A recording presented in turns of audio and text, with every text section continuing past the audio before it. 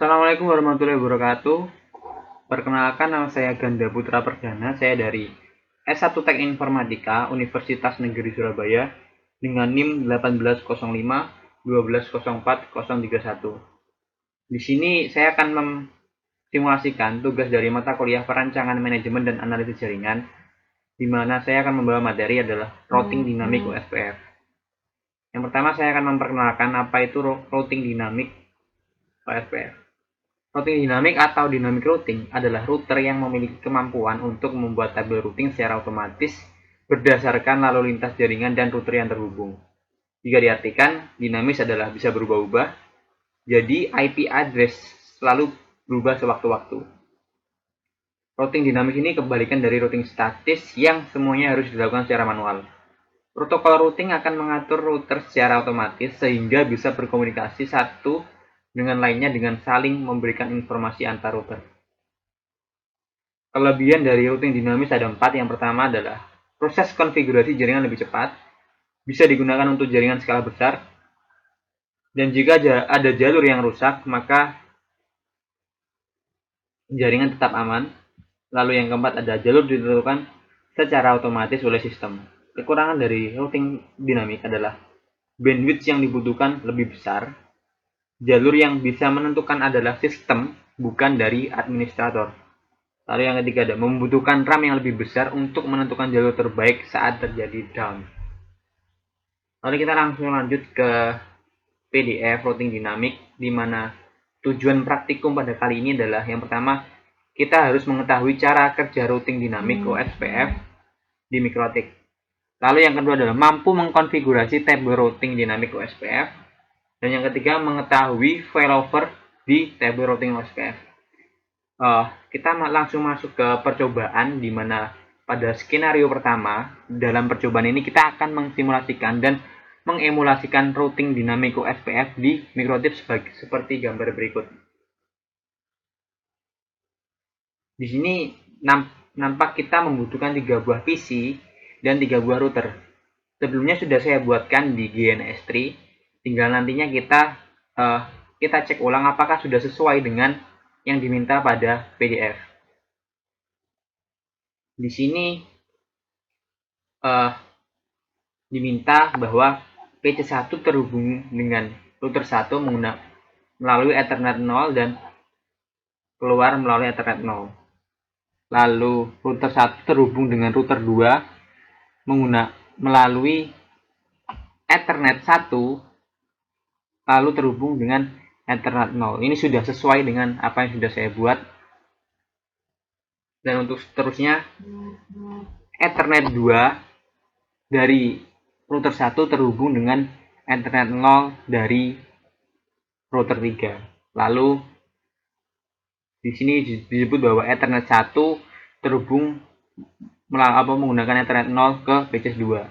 Apakah ini sudah sesuai? Mari kita lihat. Sudah sesuai. Lalu yang ketiga adalah router 3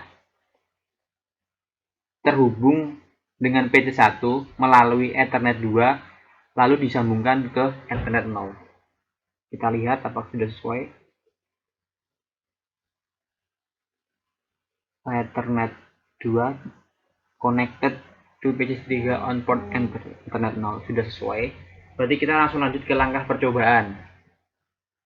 Di mana kita diminta buat skema jaringan seperti pada skema jaringan di atas menggunakan GNS3 dengan ketentuan yang pertama, PC client menggunakan Windows XP, lalu router menggunakan router OS Mikrotik. 2 poin ini sudah kita penuhi semuanya. Lalu kita langsung lanjut ke yang poin 2. Setting IP address di masing-masing interface PC client yang terhubung ke router, di mana IP address yang diminta adalah sebagai berikut pada tabel ini. Seperti biasa, bagaimana caranya men-setting IP address di semua PC? Ini sebenarnya sudah saya run skema ini. Lalu kita langsung masuk saja ke PC1, PC2 dan PC3. Oh, ini masuk sudah.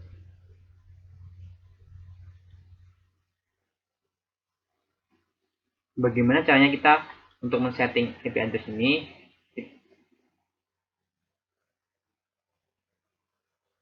Kita masuk ke local area connection, kita klik properties, kita pilih TCP atau IP, kita use the following IP address dan kita lakukan setting sebagaimana diminta pada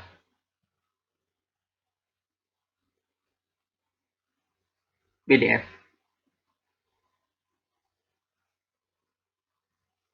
Mana tadi? Ya, ini.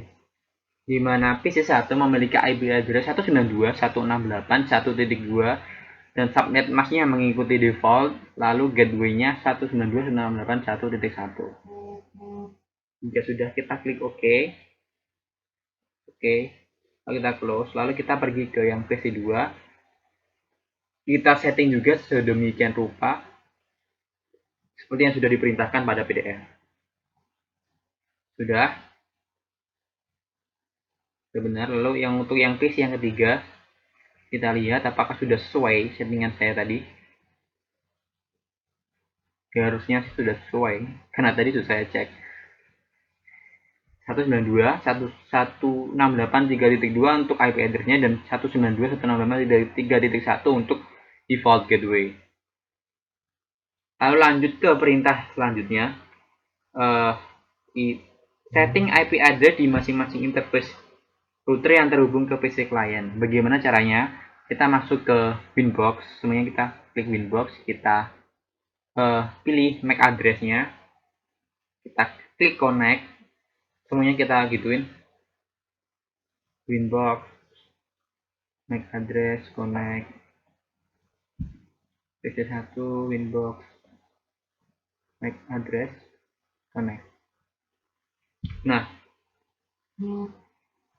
bagaimana cara kita men-setting IP address? Kita masuk ke IP, lalu kita masuk ke address. Di sini sudah saya setting semuanya sedemikian rupa. Bagaimana caranya jika kita ingin menambahkan suatu IP di sini? Karena adalah kita klik tanda panah, kita masukkan address sesuai dengan apa yang diperintahkan, lalu kita nantinya pilih networknya dan kita pilih interface, lalu kita klik OK. Ini tidak saya lanjutkan karena sudah sesuai dengan apa yang saya setting tadi. Nah, demikian. Untuk yang PC1 sesuai, lalu PC2 kita buka, PC2 juga sudah tersetting, lalu yang PC3 juga sudah tersetting. Lalu kita lanjut ke perintah selanjutnya, di mana di poin 4 pada menu routing OSPF instant default, rubah nilai parameter redistribute connected route as type 1 di setiap router. Jadi caranya bagaimana? Kita masuk ke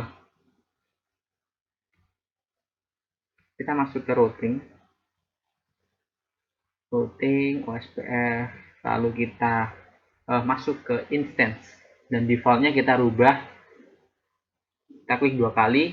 Ini sebelumnya bukan as type 1 tapi no, jadi kita pilih sesuai dengan apa yang diperintahkan, kita ubah menjadi as type 1 di semua PC yang kita miliki. PC1 sudah, kita cek di PC2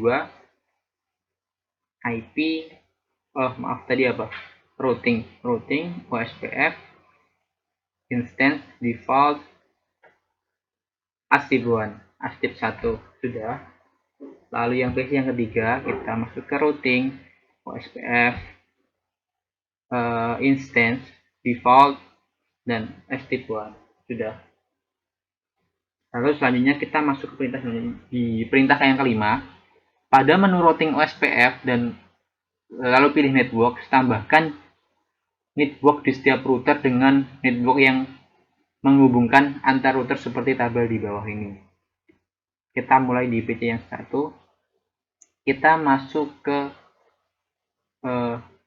ini tadi sudah kita silang dulu, kita masuk ke bagian network, lalu kita tambahkan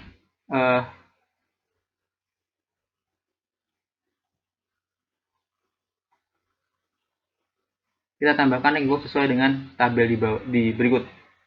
Di sini sudah saya tambahkan sesuai yang diminta di sini, Untuk PC1 sudah, lalu PC2 juga. Kita cek sebentar, ini kita silang. Kita masukkan network, sudah sesuai. Lalu untuk yang PC3 kita sudah setting juga sudah sesuai. Lalu kita masuk ke tahap pengujian.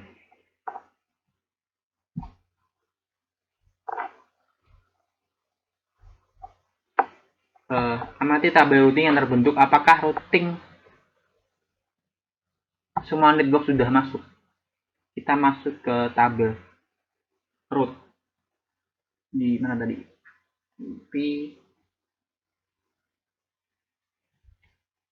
Routes. Di sini sudah terlihat bahwa semua network sudah masuk di PC3, dan di PC2 kita masuk ke IP, lalu routes, dan kita amati bahwa semua network sudah masuk di sini. Yang ke PC1, IP, route sama, sudah sesuai dengan apa yang diminta pada PDF. Lalu di tahap pengujian yang kedua, kita diminta untuk silahkan ping dari dan ke sesuai tabel berikut. Kita masuk ke ini, kita keluarkan dulu biar nanti nggak bingung. Kita hilang, kita urutkan ini biar kita bisa buka semuanya secara bersamaan. Kita masuk ke CMD, kita juga masuk ke CMD, juga masuk ke CMD. Kita lakukan ping dari PC1 ke PC2 dengan perintah ping 192. Kita ketikkan IP dari PC2 192.168.2.2. Nah, di sini pingnya diterima oleh PC2. Lalu kita ping dari PC1 ke PC3 dengan mengetikkan ping IP dari PC3 192.168.3.2. Di sini ping juga sudah diterima. Lalu kita lanjut ke PC2. Kita ping dari PC2 ke PC1, ping 192.168.1.2. Di sini juga sudah masuk pingnya. Lalu kita ping dari PC2 ke PC3. Kita on ping 192.168.3.2. Kita oke. Masuk pingnya. Lanjut ke ping yang ketiga, ping 192.168.1.2. masuk. Lalu kita ping PC2, ping 192.168.2.2. ini juga masuk. Lalu kita masuk ke perintah selanjutnya di percobaan selanjutnya, yaitu kita silahkan trace route dari dan ke sesuai tabel berikut. Yang pertama kita diminta ke nge-trace route dari PC1 ke PC2. Kita lanjutkan, kita ketikkan tracer, lalu IP tujuan dari PC2 yaitu 192.168.2.2. Di sini ada result yang harus kita amati apakah sesuai dengan yang diminta. Di mana dimulai dari PC1 mengarah ke router 2 untuk selanjutnya diteruskan ke router 2 dan baru masuk ke PC yang kedua. Berarti ini sudah sesuai dengan apa yang diminta pada PDF. Lalu kita lanjutkan, kita trace dari PC1 ke PC yang ketiga. Tracer 192.168.3.2. Sini mulai dari PC yang ke-1, lalu masuk ke router yang router 1, ini 12 itu router 1, lalu router 3-nya 23.3, dan baru masuk ke PC yang ketiga. Ini sudah sesuai. Lalu kita langsung lanjut ke PC yang kedua, kita lakukan tracer, kita masukkan IP dari PC 1 192 168 1.2.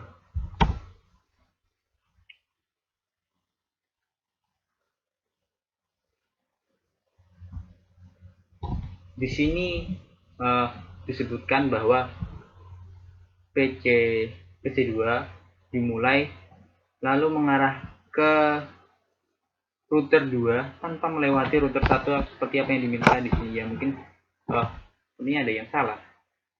Terus langsung baru dilanjutkan ke PC yang ketiga. Lalu kita langsung lanjut saja ke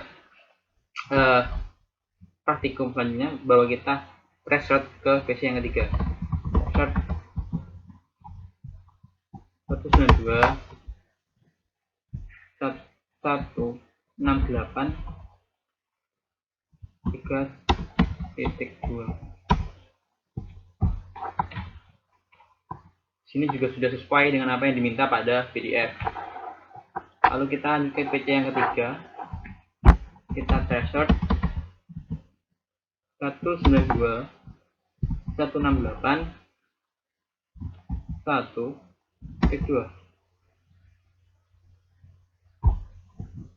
yang mengarah ke PC 1. Nah, oke.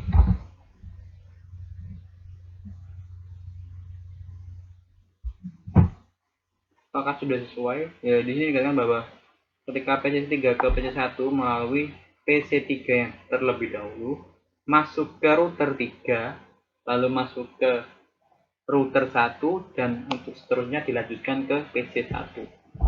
Ini benar. Lalu kita threshold 192 168 2.2. Oke. Sudah muncul. Lalu kita langsung lanjut. Jika hasil dari tabel di atas digambarkan, maka akan diperoleh diagram perjalanan routing seperti gambar berikut. Lalu kita lanjut ke tugas, di mana coba putus kabel jaringan antara R1 dan R3 dan lakukan threshold seperti pada langkah pengujian nomor 3. Langsung saja kita putuskan kabelnya pada GNS3. Kita putus kabel R1 antara R1 dengan R3.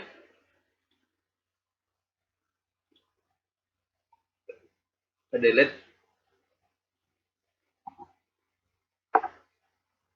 Lalu lakukan threshold seperti pada langkah pengujian nomor 3.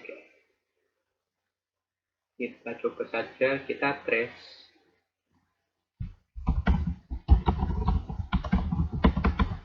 dari misal PC 1 ke PC 3 saja. Kita threshold 192. Kita yang PC 2 dulu, 192 168 2.2. Nah, di sini tetap bisa terhubung. Berarti sesuai dengan apa yang telah saya katakan tadi, bahwa ketika ada suatu problem pada jaringan tersebut akan sepenuhnya tidak menjadi gangguan dan tetap aman. Seperti kan sudah saya putus kabel Ethernet dari